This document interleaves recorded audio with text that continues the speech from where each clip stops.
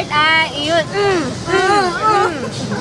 Okay. Three syllables. Okay. Bagay. Ginagamit ng tao. Hindi. Bagay. Hindi.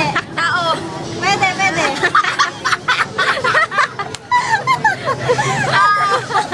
Pangalan. Tago mo. Pangkaraniwang pangalan. Hindi. Pangalan, kilala ko. Hindi. Ano, foreign? Hindi. Artista.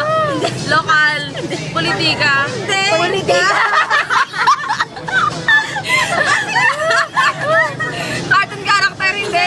Ano, sa TV. Hindi. Dito lang sa atin. Oo. Sa atin?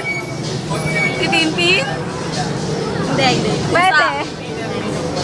Ano yan? Baliwag.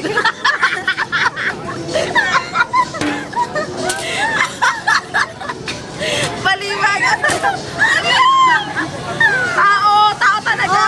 Pwede. Parte ng katawan ng tao.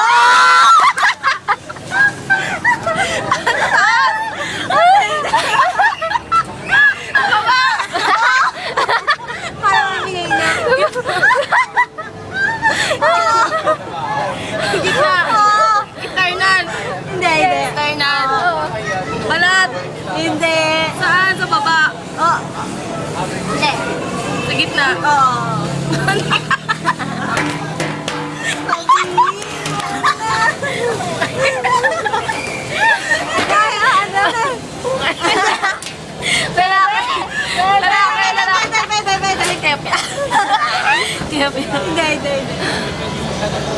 Opo, sandali lang po. Papahulasan niya.